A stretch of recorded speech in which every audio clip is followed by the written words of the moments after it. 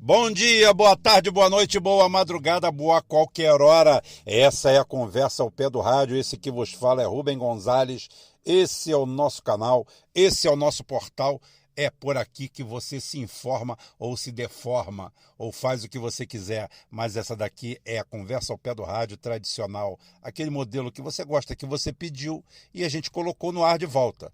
Se der certo, a gente continua. Todo dia a gente coloca um áudio novo. É aquela conversa mais franca, mais reflexiva sobre um tema. A gente escolhe qualquer coisa, aleatoriamente, fala, para ficar fixado, para a gente escutar. Isso aqui é bom para escutar no rádio, né? No carro. Você está indo trabalhar, está no carro, ou está de ônibus, ou bota o fone no ouvido e fica escutando. Mas antes disso, seja membro do GeoForça. Se inscreva nesse canal, se inscreva no outro canal.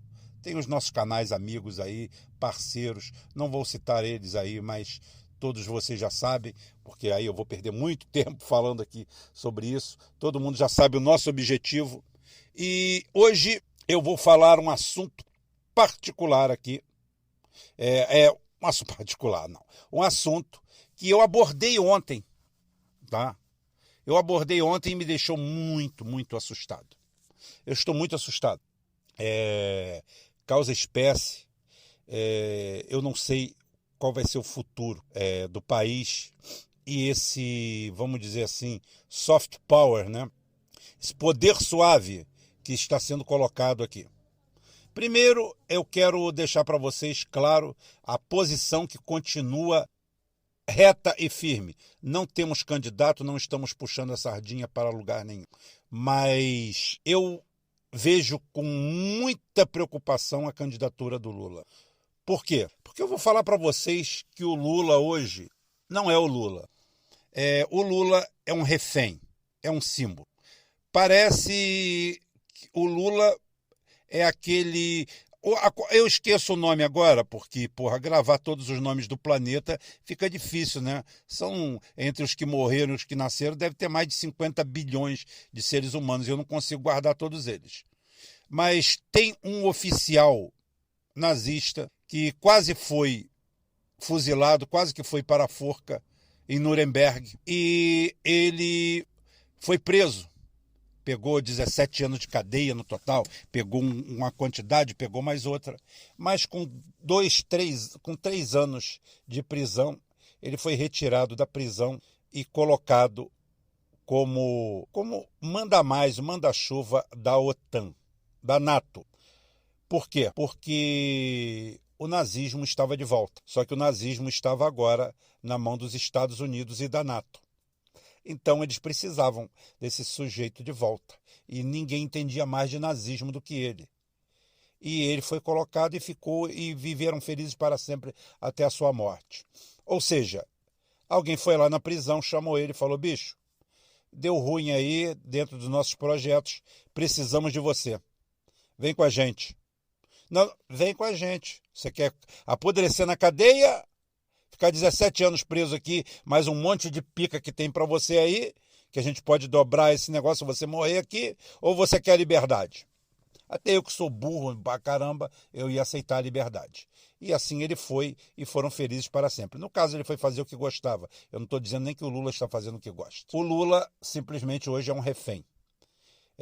Quem colocou o Lula na cadeia foram as mesmas pessoas que o tiraram. Todas as pessoas que praticaram o impeachment estão na sua campanha. Todo o grupo, sem exceção, que foi para lá votar contra a Dilma. Dilma era PT, PT era Lula, Lula era Dilma, Dilma era PT, e todos a mesma coisa. E continuam todos a mesma coisa, pelo que eu sei. A Dilma não entrou em rota de colisão com ninguém, continua lá. Eu pressuponho que sejam tudo farinha do mesmo saco, ou saco com a mesma farinha. Não sei qual dos dois. Mas o importante é isso. Então, esse pessoal está todo aí. Gedel, Renan, todos eles, Eduardo Cunha, Michel Temer. Michel Temer manda mais dentro do MDB. Estão todos com Lula, fechado. O Centrão fechou todo. Nada mudou. a não ser que o Lula foi jogado na cadeia, ficou lá, se ficou de férias ou não ficou, não sei, não me importa muito. Eu só quero dizer o seguinte, o Lula está solto e com um discurso estranho até para o Lula. E o que mais me salta aos olhos é o modelo educacional que ele quer colocar no Brasil. Uma escola total, já com o velho argumento manjado de que na escola se aprende tudo. E eu vou voltar a falar. Na escola se aprende a educação formal, a cultura formal, o conhecimento técnico, histórico. Se aprende as 4 operações e algumas mais. Se aprende ortografia, se aprende a língua pátria, não com linguagem neutra, como deve ser o modelo que o Lula vai adotar. Com nada disso. Em nome de inclusão, não existe inclusão, não. Os excluídos é que tem que se adaptar ao sistema, não é o sistema que tem que se adaptar aos excluídos. Se o seu grupo é excluído de algum lugar, você tem que pedir igualdade de direito constitucional, direitos e deveres, o artigo 5º da Constituição para você. Você está incluso no artigo 5º da Constituição? Ótimo. Então, ninguém tem que abaixar a lei, mudar a lei, abaixar o muro para você passar, não. O muro vai ficar daquela altura mesmo. Só isso. Só que onde abrir um portão, você também pode passar. É assim que funciona. Sempre foi assim. Lugar de minoria é ocupando o lugar da minoria. Minoria é minoria, por isso que tem esse nome. Inclusive na democracia é assim. Vence a maioria, não a minoria. Então não estamos falando de guerra, estamos falando de direitos. Então já fica por aí. Então a nossa ortografia, tá? A nossa língua portuguesa já está arriscada a vir nesse modelo do Lula, toda inclusiva, em nome de meia dúzia. Eu não tenho que flexionar, eu não tenho. Na minha família não tem ninguém, né? Ou melhor, tem. No meio, entre tios, sobrinhos e tudo, somos mais ou menos 30, tem um que se enquadra nisso aí. Todos nós amamos ele, todos nós respeitamos ele, ele é da nossa família, é do nosso seio familiar. Agora, os 29 não vão se sujeitar a ele, não. É ele que tem que se sujeitar aos 29, com todo respeito. Está dito o recado, está dado o recado nisso aí. Ninguém é tolo aqui, todo mundo entendeu muito bem o que eu estou falando. Agora, essa escola de doutrinação vai criar, imagina, um exército de identitáriozinhos que já vão para a escola para aprender a culpa. Um vai aprender que é culpado porque é branco.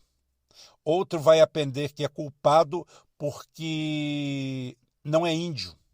Outro vai aprender, todos eles vão aprender, é claro, que isto aqui é uma nação de povos primitivos. E tome-lhe deturpação da história, da verdadeira história da humanidade e do Brasil. Ou seja, é um modelo totalmente entreguista, é um modelo bovino. É um modelo onde a gente vai criar bezerrinhos doutrinados na escola que já vão começar a vida com culpa. De algum jeito, todos eles vão ser culpados de alguma coisa. Todos eles. É claro, fora cada um assumir a sua sexualidade já no maternal. Porque no maternal é a idade ideal para uma criança que não sabe de absolutamente nada, que a própria lei brasileira diz que até os 14 anos, ela é inimputável até entrar dentro de um modelo educacional desse aí, até cair na mão da pedagogia moderna brasileira. Aí nesse momento não.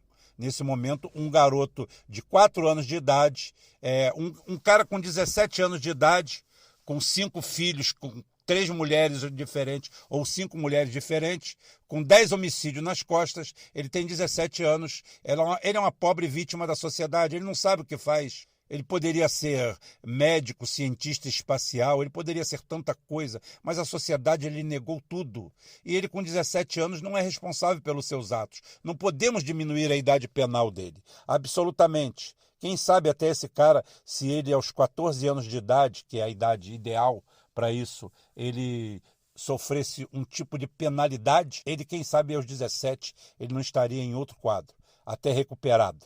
Porque, é claro, eu não quero que uma criança de 14 anos receba a penalização embora a janela esteja aberta para isso. A penalização que recebe alguém na maioridade plena, que é aos 21 anos de idade, né? A maioridade plena no Brasil ainda é aos 21 anos de idade, se não me engano. Plena e total é aos 21 anos de idade. Então é o seguinte, mas a civil criminal já acontece aos 18. Então, é isso daí. É isso daí. Com 17 anos, o cara tem 5 mulheres, 7 homicídios, o caramba, mas ele é uma vítima da sociedade, ele não sabe o que vai fazer. Agora, com 4 anos de idade, não. 4 anos de idade, ele já tem o discernimento total para descobrir se ele quer hormônios, se ele quer virar menine, se ele quer virar menina, menino, ou o que ele quer. Porque com 4 anos de idade nós temos que escutar. Por que você está falando isso, Rubem? Você está tentando sempre... Não. É o modelo pedagógico que eles têm. É o modelo pedagógico que eles pregam. É esse daí. Esse é um deles. O outro é ser subserviente. O outro é todas as crianças já estarem com culpa prévia. Um vai ser culpado de ser branco. Outro vai ser culpado de ser menino, porque ele já vai chegar e vai receber toda a carga, porque o homem é opressor, o homem é violento, o homem é isso, o homem é aquilo, os índios são os donos da terra, nós somos invasores, estamos aqui, temos que continuar pagando a cota da escravidão, que foram, lamentavelmente, negros feitos escravos na África e vendidos aqui no Brasil como escravos, o que é deplorável, o ato em si, né? A tragédia antropológica que é a escravidão, explica a escravidão pela escravidão, não disseca o sistema, não diz como acontecia. Os negros que vieram escravos para o Brasil já eram escravos na África. Se não fossem vendidos, seriam mortos. Ou então permaneceriam como escravos lá. Eles seriam escravos aqui e lá. Isso não é justificativo, isso é explicação. Eu não estou justificando o ato hediondo de manter a escravidão. Eu estou explicando um ato histórico, uma coisa que é verdade. As pessoas iam lá e compravam. Francisco Félix de Souza, o maior traficante de escravos para o Brasil da história, era negro, era mulato. Era negro. Pelos padrões atuais, pelo padrão Jones Manuel ou de qualquer um deles, era negro cerrado. Tá? Era mulato. Mas tem uma história toda, você pode procurar aí, Francisco Félix de Souza. Então é o seguinte, ele foi o maior traficante de escravos e era negro. Ou seja, culturalmente, para a época, era um negócio. Os negros libertos dos Estados Unidos voltaram para a África e fundaram a Libéria. E a primeira coisa que eles fizeram lá foram escravizar os irmãos de cor. Isso prova que isso é um acidente antropológico, não é um acidente racial. Aconteceu daquela forma. Antes disso eram brancos, loiro, qualquer coisa. O ser humano sempre teve a tendência canalha de explorar o mais fraco. E ali o negro era o mais fraco. Era o mercado, era o que estava à venda. Se fossem louros de olhos azuis, também viriam, porque já foram escravos. É assim que funciona. O ser humano sempre explora o mais fraco. Claro, depois tem o elitismo e tem o racismo atávico dos anglo-saxões sionistas, mas isso a gente trata depois. O medo total é esse modelo e está na hora da gente dar um basta nisso. É agora, não é depois não. Eu sei que eu vou ser escutado por meia dúzia de pessoas. Muita gente já vai querer, se o cara for do PT então, não vai querer escutar, mas o cara que é do PT deveria pensar, gente, isso aqui, apesar dos erros históricos, isso é o pensamento do meu partido. Meu partido não era assim. O PT não era assim. O PT não nasceu assim. Quando eu votei no PT a primeira, a segunda, a terceira e a quarta vez, eu não tinha essa ideia do PT. Só que a degradação, a transformação do PT no Partido Democrata Americano, aquele que fundou a Ku Klux Klan, é tão grande e tão acelerada que o Lula me parece um refém desse sistema. É o que parece. Essa história da gente cuidar, quem cuida da educação da criança somos nós, com nossos acertos e nossos erros. Quanto melhor forem os pais, melhores serão os filhos, ou deveriam ser. Não é a escola que faz isso daí, não. A escola agrega conhecimento. A escola tem que ter capacidade técnica e ser o mais neutra possível. Lá a criança vai aprender a ter modos, a se comportar, a obedecer. Não é chegar lá e a criança tem direito... Não, não. Não é palmada, não é pancada, não é bater, nenhum tipo de castigo físico ou psicológico. Apenas ordem. Ordem, você está lá para aprender. A mesma coisa que um trabalho. Você não vai para o seu trabalho para anarquizar, vai?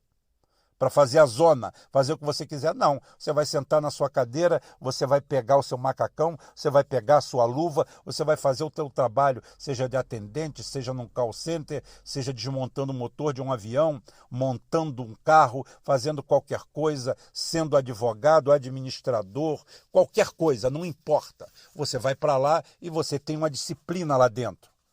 Ali não é o que você quiser. Ali você vai ganhar o seu dinheiro. Ali você vai botar o seu trabalho. Então, para a criança é praticamente a mesma coisa. Escola universal, gratuita, de entrada, pelo menos, fundamental forte. Para sair do fundamental, uma bela de uma redação, uma bela de uma pergunta de geografia. Quem você é, aonde você está, aonde você mora, em qual cidade, em qual continente, em qual planeta. Qual galáxia você mora? Você tem que saber se situar no tempo e no espaço, tem que ter visão dimensional. Você tem que saber o que é grande, o que é pequeno, o que são 1 quilômetro quadrado, o que são 100 quilômetros quadrados. Por que que Mônaco tem 1,5 quilômetro e é um país? A Espanha tem 500 e poucos mil quilômetros quadrados e o Brasil tem 8 milhões e meio. Qual é a proporcionalidade disso? A pessoa aprender por proporção e saber ler um texto, saber aonde ele está, ter a proporcionalidade. Só assim nós já vamos melhorar a nossa população em 85%. É isso que a gente faz, é isso que a gente vai fazer na escola. É aprender isso aí de qualidade. Qualidade. Ler, escrever, se expressar. Não precisa sair de lá um cátedro da língua portuguesa. Mas pelo menos não cometendo as barbaridades como um Sérgio Moro da vida dentro de um processo, tá? Então, é o que eu tinha para falar hoje para vocês. O medo que esse modelo me dá, o susto que esse modelo me dá. Isso daí é um perigo. Isso é soft power, isso é guerra híbrida, isso vem com tudo para transformar o futuro dos nossos filhos simplesmente em escravos, donos da casa grande que vão viver na senzala. É triste, mas é a realidade. Uma boa sexta-feira para todo mundo e amanhã eu estou de volta, provavelmente. Um abraço. Fui.